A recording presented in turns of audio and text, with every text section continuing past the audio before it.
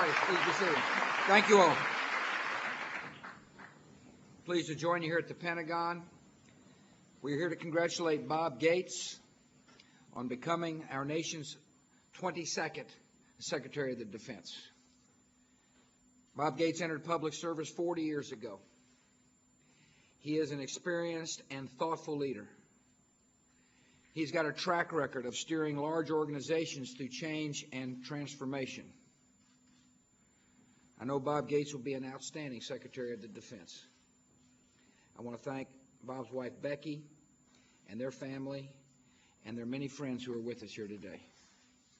I appreciate the fact that the Vice President is here to administer the oath. I want to thank the members of my cabinet who've joined us in welcoming a new member to the cabinet. I appreciate so very much Senator John Warner and Senator Carl Levin for joining us. I thank the other members of the United States Congress who are with us today, not the least of whom is my Congressman Chet Edwards from Central Texas. I suspect he's here because of the Texas A&M connection. I want to thank Deputy Secretary England for joining us. I thank Dr. Harvey, Dr. Winter, and Michael Wynn, Secretaries of the Army, Navy, and Air Force, for joining us here today. Appreciate so very much General Pete Pace, the Chairman of the Joint Chiefs, and his wife Lynn, as well as the other members of the Joint Chiefs of Staff. I thank our distinguished guests. Most importantly, I thank those who wear a uniform. This has got to be an exciting time for Bob Gates. I can't tell you what an honor it is to be the Commander-in-Chief of unbelievably fine people. And I suspect he will share that same sense of enthusiasm as the Secretary of the Defense. The job of the Secretary of Defense is one of the most important positions in our government. The Secretary must understand the challenges of the present and see the threats of the future and find the best ways to prepare our armed forces to meet them. We are a nation at war, and I rely on our Secretary of Defense to provide me with the best possible advice and to help direct our nation's armed forces as they engage the enemies of freedom around the world. Bob Gates is the right man to take on these challenges. He'll be an outstanding leader for our men and women in uniform, and he's going to make our nation proud. Bob is a man of vision, integrity, and extensive experience. In 1966, Bob began his rise from an entry-level position at the Central Intelligence Agency to become its director. During his years of public service, Bob Gates has worked under 6 presidents from both parties. He spent nearly 9 years at the White House working on the National Security Council staff. He's amassed nearly 30 years of experience in national security matters. Bob Gates' lifetime of preparation will serve him well as the Secretary of Defense. Bob follows a superb leader at the Department of Defense. For nearly 6 years, Don Rumsfeld has served with exceptional strength and energy at a time of challenge and change, and he produced impressive results. During his tenure, he developed a new defense strategy, established a new command structure of our armed forces, helped transform the NATO alliance, took ballistic missile defense from theory to reality, and undertook the most sweeping transformation of America's global defense posture since the start of the Cold War. He led our armed forces with determination and distinction. And on Friday at the Pentagon, the men and women he led showed their admiration and devotion to him. I want to thank Don Rumsfeld for his service, and I wish him and his family all the very best. As Bob Gates raises his hand and takes the oath of office, he does so at a time of great consequence for our nation. He knows the stakes in the war on terror.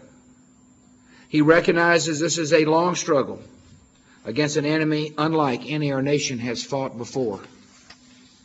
He understands that defeating the terrorists and the radicals and the extremists in Iraq and the Middle East is essential to leading toward peace.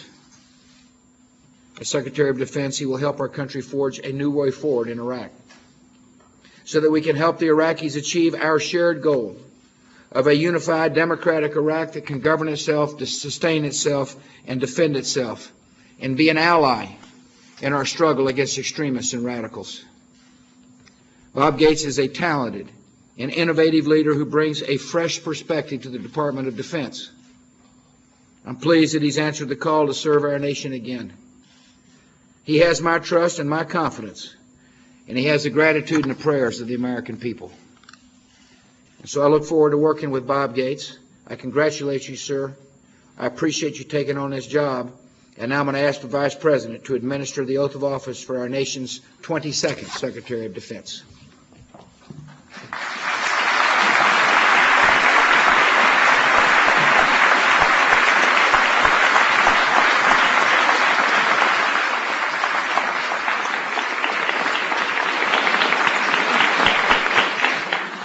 I, Robert Gates, do solemnly swear I, Robert Gates, do solemnly swear that I will support and defend that I will support and defend the Constitution of the United States the Constitution of the United States against all enemies, foreign and domestic, against all enemies, foreign and domestic, that I will bear true faith and allegiance to the same, that I will bear true faith and allegiance to the same, that I take this obligation freely that I take this obligation freely without any mental reservation or purpose of evasion, without any mental reservation or purpose of evasion, and that I will well and faithfully discharge and I will well and faithfully discharge the duties of the office the duties of the on office which I'm about to enter. on which I'm about to enter. So help me God. So help me God. Congratulations.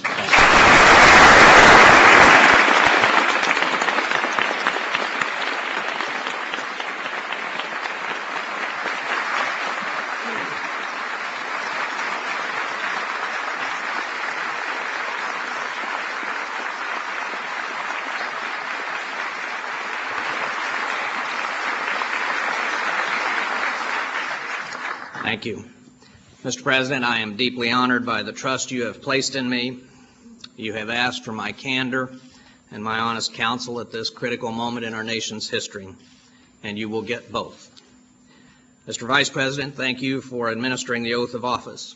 I first worked closely with the Vice President when he was a very successful Secretary of Defense, and I hope some of that may rub off. My sincere thanks to the members of the United States Congress who are here today. I appreciate the prompt and fair hearing that I received in the Senate and the confidence that senators have placed in me. Chairman Pace, thank you. I look forward to working with you and the Joint Staff. To the service chiefs and the service staffs, to all the uniformed military here today, I value your professionalism and your experience, and I will rely on your clear-eyed advice in the weeks and months ahead. Finally, I want to thank Becky, my wife of 40 years, and my children, Eleanor and Brad, for their infinite patience.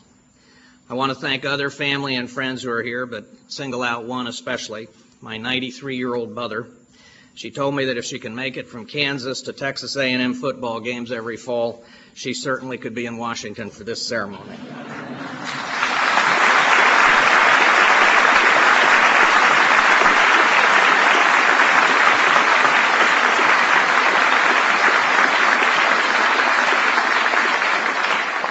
I, too, want to say a few words about my predecessor. Donald Rumsfeld has devoted decades of his life to public service. He cares deeply about our men and women in uniform and the future of our country. I thank him for his long and distinguished service and wish him and Joyce and their family all the best. It is an honor to have the opportunity to work with the people in this department, dedicated professionals whose overriding priority is the defense of our nation. Long ago, I learned something about leading large institutions. Leaders come and go, but the professionals endure long after the appointees are gone. The key to successful leadership, in my view, is to involve in the decision-making process early and often those who ultimately must carry out the decisions. I will do my best to do just that. This department, as always, is carrying on many different activities all at the same time. All are valuable. All are important. However, as I said in my confirmation hearings, Iraq is at the top of the list. In the days since the Senate confirmed me, I have participated in most of the National Security Council meetings on Iraq. I've received a number of briefings here at the Department of Defense, and I've discussed the situation and way forward in Iraq in depth with the President. I intend to travel quite soon to Iraq and meet with our military leaders and other personnel there. I look forward to hearing their honest assessments of the situation on the ground and to having the benefit of their advice. unvarnished and straight from the shoulder on how to proceed in the weeks and months ahead. Another pressing concern is Afghanistan. The progress made by the Afghan people over the past 5 years is at risk. The United States and its NATO allies have made a commitment to the Afghan people, and we intend to keep it. Afghanistan cannot be allowed to become a sanctuary for extremists again. How we face these and other challenges in the region over the next 2 years will determine whether Iraq, Afghanistan, and other nations at a crossroads will pursue paths of gradual progress towards sustainable governments which are allies in the global war on terrorism, or whether the forces of extremism and chaos will become ascendant.